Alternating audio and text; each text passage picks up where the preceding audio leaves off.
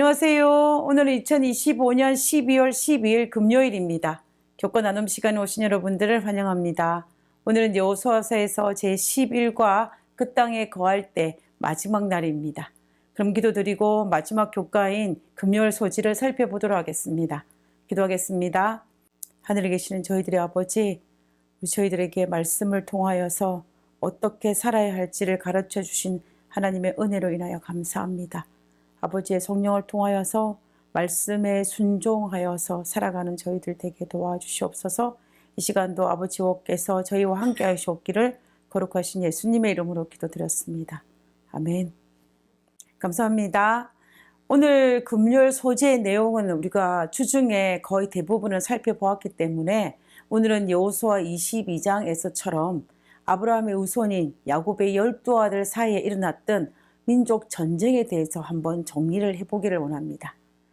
솔로몬 시대 이후에 이스라엘이 남북으로 분열되어서 북방 이스라엘과 남방 유다에 있었던 그 민족 전쟁 외에도 민족 전쟁의 위기에 처한 여러 번 있었습니다. 민족 전쟁이 일어날 뻔하였지만 일어나지 않았던 두 번의 사건도 있었고 실제로 민족 전쟁이 일어난 사건들도 있었습니다. 오늘은 이 사건들을 정리해 보면서 우리가 어떻게 하면은 분열된 상황 속에서 최악의 상황을 피할 수 있을 것인지에 대해서 한번 생각해 보는 시간을 가졌으면 좋겠습니다. 먼저 민족 전쟁이 일어날 뻔하였다가 일어나지 않았던 두 번의 경우를 한번 살펴보겠습니다. 첫 번째는 우리가 이번 주에 살펴보았던 여호수아 22장의 사건입니다. 요단강 동편과 서편 사이에 일어날 뻔하였던 그 전쟁인데 다행히 유순한 대답으로 말미암아 피할 수 있었던 전쟁이었습니다. 그 두 번째는 에브라임 지파와 기드온 사이에 있었던 사건인데 이것 또한 일어날 뻔하였지만 일어나지 아니한 사건입니다. 사사기 8장에 보면 기드온은 300명의 용사로 미디안과 전쟁을 치르게 되는데 그때 극적으로 승리를 거두게 됩니다. 승리를 거둔 이후에 기드온은 에브라임 지파 사람들에게 사자를 보내서 요단강 나루터에 몰래 숨어 있다가 도망가는 미디안 사람들을 막아달라고 요청을 보냅니다. 이 요청을 에브라임 지파가 받아들여서 요단강 나루터에 있다가 도망가는 미디안 두 방백이었던 오렉과 스앱을 사로잡아서 처형하는 큰 공을 세우게 되었습니다. 그런데 그럼에도 불구하고 이 전쟁이 끝난 이후에 에브라임 지파 사람들이 기드온에게 와서 아주 격렬하게 항의하는 일이 있었습니다. 사사기 8장 1절입니다. 에브라임 사람들이 기드온에게 이르되 내가 미디안과 싸우러 갈 때에 우리를 부르지 아니하였으니 우리를 이같이 대접하면 어찌미뇨 하고 크게 다투는지라. 그들은 기드온이 처음부터 이 중요한 전쟁에 자기를 부르지 않았다고 해가지고 이 에브라임 지파 사람들이 자존심이 상해가지고 기드온을 찾아와가지고 항의하는 장면입니다. 성경에는 이 부분을 크게 다툰다라는 표현을 썼습니다. 우리가 이 표현을 볼 때 에브라임 지파 사람들이 단순한 불평을 하거나 비난하는 정도에서 끝난 것이 아니라 아주 강도가 크게 정말로 심하게 다투려고 했던 모습인 것을 짐작할 수 있습니다. 이 에브라임은 이스라엘 내에서 영향력이 있는 큰 지파였기 때문에 자신들이 이런 중요한 전투에서 제외됐다는 것이 모욕적이라고 생각했던 것 같습니다. 그러나 사실은 기드온이 미디안을 치기 위해서 전쟁에 나가기 전에 이스라엘의 군대를 소집하였습니다. 그때 에브라임 지파도 분명히 초청을 하였습니다. 그러나 에브라임 지파 사람들은 이 전쟁이 위험하고 이길 가망성이 적다라고 판단을 해가지고 그 초청에 응하지 않았던 것입니다. 그들이 정말 나라를 사랑하고 나라를 지키고자 하는 마음이 있었다면 그들은 미디안과의 전쟁을 하러 나갈 때에 기드온의 요청에 응했을 것입니다. 그러나 그들은 이 위험한 전쟁에 나가기를 거절하고 모른 척하고 있다가 막상 그들의 기대와는 달리 전쟁에서 승리하고 돌아오니 큰 소리를 치면서 왜 자기들에게 특별 대우를 하지 않았는지, 왜 그들을 특별하게 요청하지 않았는지에 대해서 시비를 걸고 있는 모습입니다. 우리는 이 모습을 통해서 에브라임은 수고도 하지 않은 상태에서 그 공만 얻으려고 하는 모습을 볼 수가 있습니다.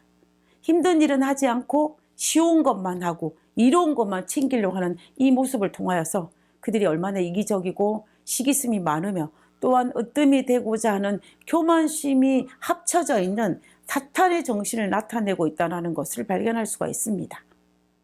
그런데 이런 에브라임 지파의 부정적인 말을, 불만이 섞인 이 말을 기드온이 어떻게 반응을 했을까요? 사사기 8장 2절에 있는 말씀입니다. 기드온이 그들에게 이르되 나의 이제 행한 일이 너희 한 것에 비교되겠느냐? 에브라임의 끝물 포도가 아비에셀의 만물 포도보다 낫지 아니하냐? 에브라임 지파의 불만과 불평 앞에 기드온은 겸손한 말로, 지혜로운 말로, 상대를 높이는 말로 응대합니다. 그 결과 민족 전쟁은 피할 수가 있었습니다. 그러나 실제로 민족 전쟁이 일어난 사건들도 있습니다. 길르앗 민족과 에브라임 지파 사이에 있었던 전쟁입니다. 사사기 12장에 보면은 암몬 자손과의 전쟁에서 승리하고 돌아온 입다는 자기의 사랑하는 무남 동료를 잃게 됩니다. 그 아픔에 처져 있을 그때에 이 입다를 찾아온 에브라임 지파 사람들이 전쟁에 승리한 것으로 인하여 축하를 하든지, 그리고 그 딸을 잃은 것으로 인하여 위로를 하는 대신에 자신들이 전쟁에 참여시키지 않았다는 이유로 말미암아 불만과 협박을 하는 그 단계로 이르는 것을 볼 수가 있습니다. 사사기 12장 1절에 있는 말씀입니다. 에브라임 사람들이 모여 북쪽으로 가서 입다에게 이르되 내가 암몬 자손과 싸우러 건너갈 때 어찌하여 우리를 불러 너와 함께 가게 하지 아니하였느냐? 우리가 반드시 너와 내 집을 불사르리라 하니. 사사기 8장에서 기드온에게 불만을 했던 것과 마찬가지로 이번에는 입다에게 불평을 하고 있는 모습입니다. 그러나 사실은 입다도 기드온처럼 암몬과의 전쟁을 나갈 때에 이스라엘 군대를 소집하였고, 그때에 기드온처럼 에브라임 지파에게도 요청을 하였습니다. 그러나 에브라임 지파는 기드온 때와 마찬가지로 그 초청에 응하지 않은 것입니다. 에브라임 지파 사람들은 이번에도 그 초청에 응하지 않으면서 전쟁에 승리하고 돌아오자 기드온 때와 마찬가지로 어깃장을 놓으면서 불평, 분만을 쏟아내고 있는 모습입니다. 에브라임 지파는 팔레스타인 북쪽에서는 인구도 가장 많고 가장 큰 지파였기 때문에 주도권을 잡고 있었습니다. 그들은 계속하여 이 주도권을 잡고 싶은 마음이 있었던 것 같습니다. 그러나 그들은 위험한 순간에는 몸을 사리고 있다가 다른 지파들에 의해서 승리를 하면 자기들이 그 주도권을 빼앗길까 두려워서 이렇게 말도 안 되는 말로 어깃장을 놓는 모습입니다. 사사기 8장에서는 기드온은 이렇게 행동하는 에브라임 지파의 행동에 눈감아 좋았지만, 그러나 사사기 12장에 등장한 입다는 달랐습니다. 그뿐만 아니라 에브라임 지파의 불평은 여기에서 끝나지 아니하고 입다가 속한 길르앗 사람들은 원래 에브라임 지파 사람들이었는데 도망간 사람들이라고 거짓말을 하였습니다. 그러면서 이 에브라임 지파 사람들은 이 길르앗 사람들을 비웃고 업신여기기까지 한 것입니다. 길르앗 사람들의 정통성을 무시하는 발언을 한 것입니다. 그러나 사실은 길르앗은 요단강 서편에 정착한 므낫세 반지파 사람들입니다. 그런데 에브라임 지파 사람들은 길르앗 사람들을 도망자로 취급하면서 모욕하고 비난했던 것입니다. 이 일로 인하여 에브라임 지파와 요단강 서편에 거주하는 므낫세 반지파인 길르앗 사람과 사이에 민족 전쟁이 일어났습니다. 이것이 이스라엘에 있었던 첫 번째 민족 전쟁이라고 볼 수 있습니다. 이 전쟁의 결과는 북쪽 지방에서 가장 큰 지파였던 에브라임 지파는 길르앗에 의해서 대패하고 맙니다. 이 전쟁으로 죽은 에브라임 지파의 장정들이 무려 42,000명이었습니다. 이스라엘 백성들이 출애굽할 때 두 번의 인구조사를 하게 되는데요. 첫 번째 인구조사에서 에브라임 지파의 장정수는 45,000명이었습니다. 그리고 두 번째 인구조사에서는 그것보다 조금 줄어들었던 32,500명이었습니다. 물론 이스라엘 백성들이 가나안 땅에 도착하여서 입다 선지자가 활동할 그때 시기까지를 보면 300년의 시간이 흐르고 난 이후였습니다. 그러나 그렇다고 할지라도 장정 4만 2천 명이 한꺼번에 죽임을 당했다는 것은 에브라임 지파에서는 매우 큰 타격이 아닐 수가 없었습니다. 노력하지 않고 타인의 공을 빼앗으려고 하였던 욕망이 가져온 결과라고 볼 수 있습니다. 에브라임 지파는 용감하지도 않았고 겸손하지도 않았습니다. 오히려 비열하였고 시기심이 많았으며 교만하였습니다. 그 결과로 가져온 것이 바로 이러한 큰 타격인 것을 볼 수 있습니다. 네 번째 사건은 이스라엘의 이러한 지파와 베냐민 지파 사이에 있었던 전쟁입니다.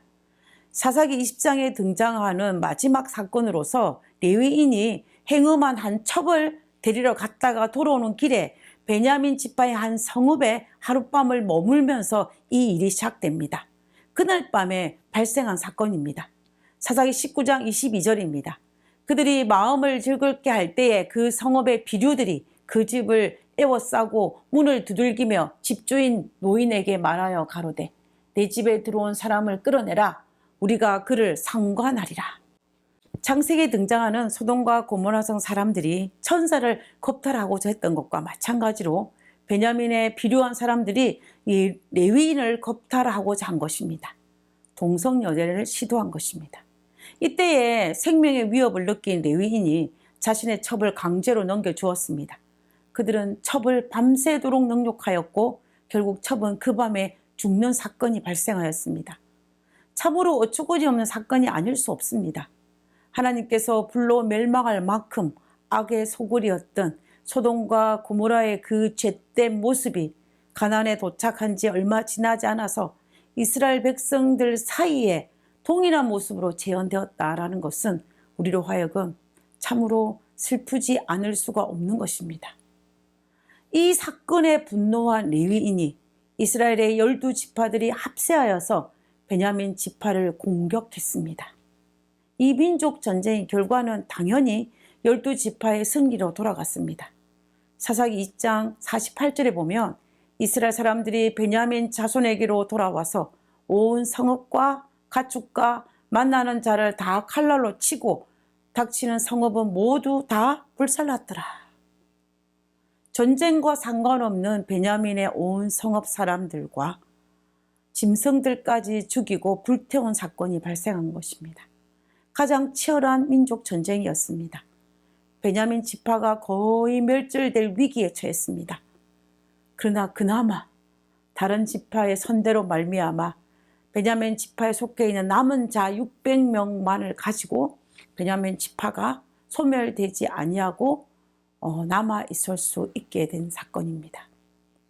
자, 그다음 다섯 번째는요, 다윗 시대 초기에 있었던 사건입니다. 사울이 죽고 난 이후에 통일 왕국을 세우기 전에 다윗이 유다 지파만의 왕으로 있었던 7년 동안에 일어난 전쟁입니다. 성경에는 이 전쟁을 사울 왕가와 다윗 왕가 사이의 전쟁으로 기록하고 있습니다. 사무엘하 3장 1절에 있는 말씀입니다. 사울의 집과 다윗의 집 사이에 전쟁이 오래매 다윗은 점점 강하여 가고 사울의 집은 점점 약하여 가니라. 이것 역시 민족 전쟁입니다. 그 이후에도 솔로몬 이후 이스라엘이 남북으로 분열되어서 그 분쟁은 끊이지 않고 지속되었습니다. 오늘 우리가 살펴본 이스라엘의 민족 전쟁에서 전쟁이 일어날 뻔하다가 전쟁으로 이어지지 않은 두 번의 경우에는 하나의 공통점이 있습니다. 그것은 비록 상대가 비난과 책망의 말을 했지만 그러나 분노를 드러내기보다는 유순하게 대답함으로 말미암아 상대의 분노를 쉬게 하여서 전쟁으로 이어지지 않은 경우입니다. 그와 반면에 실제로 전쟁으로 이어진 경우는 비난과 책망의 말 앞에 자신의 분노를 드러낼 때 전쟁으로 이어졌습니다. 물론 그들의 비난의 강도는 도를 넘었고 나쁜 의도의 비난이기도 하였습니다. 그러나 그럼에도 불구하고 유순하게 대답하는 것은 분노를 쉬게 하는 놀라운 힘을 가진 것만은 맞는 것 같습니다. 그러므로 우리는 최선을 다하여서 하나님의 말씀의 원칙을 지키고 진리의 원칙을 지키면서 가능한 연합하고 화평하기 위해서 유순하게 대답하는 것은 필요합니다. 그러기 위해서는 우리는 어떻게 해야만 이 일을 가능할까요? 인간의 힘으로는 불가능하지 않겠습니까? 인간의 힘으로는 불가능합니다. 그러나 우리가 그렇게 할 수 있는 유일한 방법이 하나 있습니다. 그것은 내 안에 계신 성령 하나님의 힘을 입어서, 내 안에 계신 예수님의 사랑의 힘을 입어서만이 가능할 수 있습니다. 하나님이 내 안에 계실 때에는 우리는 그 일을 가능케 하는 놀라운 힘을 발휘할 수가 있다는 것입니다. 그러므로 우리 삶 속에 분열과 갈등이 일어날 때, 우리가 살고 있는 이 세대가 분열과 갈등이 많은 이 세대이기는 하지만, 그때에 우리는 분열의 원인에 집중하기보다는 내 안에 계시는 예수님의 사랑에, 성령 하나님에 집중한다면 우리는 그 불가능한 그 일을 가능케 할 수 있을 것입니다. 그러므로 하나님께서 마지막 때에 우리에게 교회를 맡기시고, 마지막 때에 우리가 속해 있는 이 공동체를 하나님의 사랑으로 회복해야 할 이 사명이 우리에게 주어졌사오니, 우리는 가능한 최선을 다하여서 성령 하나님의 도움을 힘입어서 하나님의 사랑에 집중하여서 우리가 유순하게 대답함으로 말미암아 우리의 공동체가 분열하기보다는 연합하고 화합을 이룰 수 있는 그 놀라운 결과물을 우리가 바라볼 수 있게 되기를 간절히 바랍니다. 우리 모두의 공동체에 분열보다는 화합이 일어날 수 있기를 간절히 바라면서 오늘 교과를 마치고자 합니다. 기도드리고 제11과 모든 교과를 마치겠습니다. 기도하겠습니다. 하늘에 계신 하나님 감사합니다. 저희들에게 공동체를 주시고 이 공동체를 하나님께서 바라시고 원하시는 대로 연합과 화합의 공동체로 만드는 것이 우리에게 사명으로 주셨사오니, 우리가 이 사명을 기억하고 날마다 하나님께 간구하면서 우리 공동체가 분열의 모습이 아니라, 갈등의 모습이 아니라 하나님 안에서 더 화목하고 아름다운 공동체로 만들어갈 수 있도록 주여 도와주시옵소서. 하나님의 놀라운 성령의 능력으로 말미암아 각 곳에 흩어져 있는 우리 모든 교회가 하나님의 말씀으로, 하나님 사랑으로 연합하고 사랑의 아름다운 꽃을 피울 수 있도록 도와주옵기를 간구드리오며 거룩하신 예수님의 이름으로 기도드렸습니다. 아멘.